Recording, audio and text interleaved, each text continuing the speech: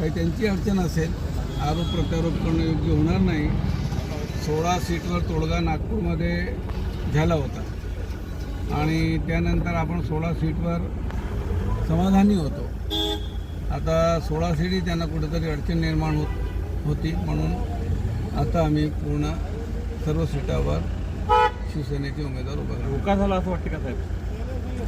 धोका शब्द मी तुम्हाला अगोदरपासून सांगतो की धोका शब्द आपण सांगू शकत नाही, कारण की स्थानिक स्वराज्य संस्थेची निवडणुकीमध्ये सर्व पक्षामध्ये कार्यकर्त्यांची निवडणूक आहे आणि कार्यकर्त्यांना समाधानी ठेवण्यासाठी तिन्ही पक्षांना मागील 8 दिवसापासून अडचणीचा सामना करावा लागत होता आणि त्या अडचणीच्या सामन्यामध्ये मॅरेथॉन बैठका तुम्हीसुद्धा आमच्या मागं पाठोपाठ विचारत होते.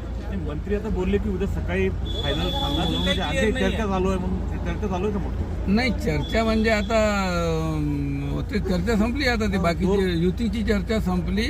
वार्डमध्ये उमेदवारी देण्याची चर्चा. संजय राठोड सर म्हणतात की आता अजूनही वेळ आहे, आम्ही सकाळी 9 वाजता जाहीर करू. काय युती संदर्भात नाही आत्ताच बोलले ते. कुठंतरी मला वाटत नाही आता काही. गेले 2 दिवस झाले तुमच्या घरी बैठका झाल्या. नाही आता मला वाटत नाही. साहेबांनी काही सांगितलं काही आता उतरताना काही डेव्हलपमेंट झालं असेल तर मी साहेबांना विचारून तुम्हाला अपडेट देतो. उमेदवार किती उभे करणार आहेत? उमेदवार जवळपास आम्ही सर्वच उमेदवार आता उभे करणार आहे. थँक्यू. तयारी आमची सर्वच आहे. चला.